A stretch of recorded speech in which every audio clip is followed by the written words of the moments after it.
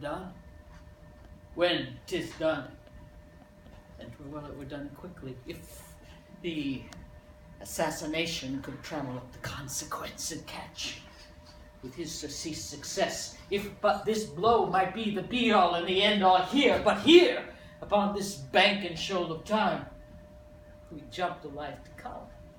But in these cases we still have judgment here that we but teach bloody instruction, which being taught returns to plague the inventor. This even-handed justice commends the ingredients of our poison chalice to our own lips. He's here in double trust. First as I am his kinsman and his subject, strong both against the deed, then as his host, who should against his murderer shut the door, not bear the knife myself besides. This Duncan hath borne his faculties so meek, hath been so clear in his great office, that his great virtues will plead like angels, trumpet-tongued against the deep damnation of his taking off in pity, like a naked newborn babe striding the blast, or heaven's cherubim, horsed upon the sightless couriers of the air, shall blow the horrid deed in every eye, that tears shall drown the wind. I have no spur to prick the sides of my intent, but only vaulting ambition, which o'erleaps itself and falls on the other. How now, what news? He hath almost supped. Why have you left the chamber? Hath he asked for me? No, you're not, he has. We will proceed no further in this business. He hath honored me of late, and I have bought golden opinions of all sorts of people, which should be worn now in their newest loss, not cast aside so soon. Was the hope drunk wherein you dressed yourself? Hath it slept since? And wakes it now to look so green and pale at what it did so freely? From this time such I account thy love.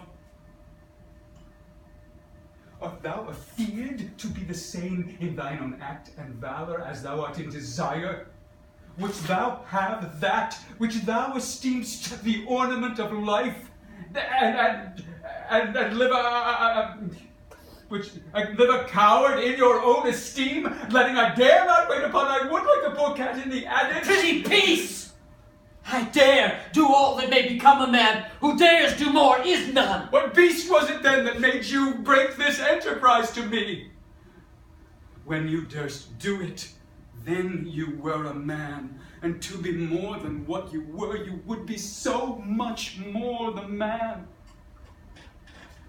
No time nor place did then adhere, and yet you would make both.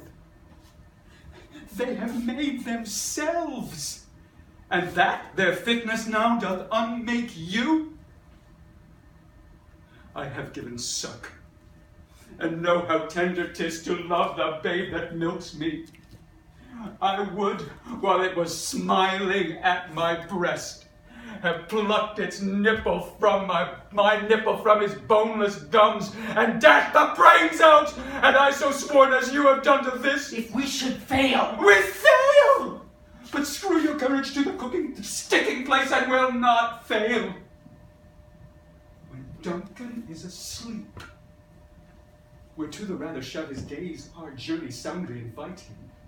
His two chamberlains shall I with wine and wassail so convince that memory, the water of the brain, shall be a fume, and the received reason a limbeck only. But in swinish sleep their drenched natures lies in a death. What cannot you and I perform upon the unguarded Duncan? What not put upon his spongy officers, who shall bear the guilt of our great quell? Bring forth men, children only, for thy undaunted mettle should compose nothing but males. Will it not be received when we have marked with blood those sleepy two of his own chamber, and used their very daggers they had done it? Who dares receive another? As we shall make our grief and clamor roar upon his death. I am settled, and bend up each corporal agent to this terrible feat. Away, and mark the time with fairest show. False face must hide what the false heart doth know.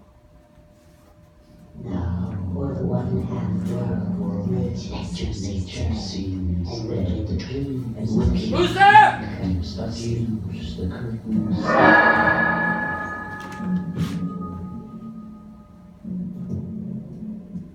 Is this a dagger? What I see before me? The handle toward my hand, come let me clutch thee. I had thee not, and yet I see thee still. Art thou not? Fatal vision, palpable to feeling as to sight? I see thee yet, in form as palpable as this, which now I draw. Thou marshallest me the way that I was going, and such an instrument I was to use. Mine eyes have made the fools of the other senses, or else worth all the rest. I see thee still, and on thy blade indulgent gouts of blood, which was not so before. There's no such thing. It is the bloody business which informed thus to mine eyes. Now, the one half world, nature seems dead, and wicked dreams abuse the curtain's sleep. Witchcraft celebrates pale Hecate's offering, and withered murder, alarum by his sentinel, the wolf, whose howls his watch. Thus with his stealthy peep, thus with his stealthy pace, with Tarquin's ravishing strides towards his design, moves like a ghost.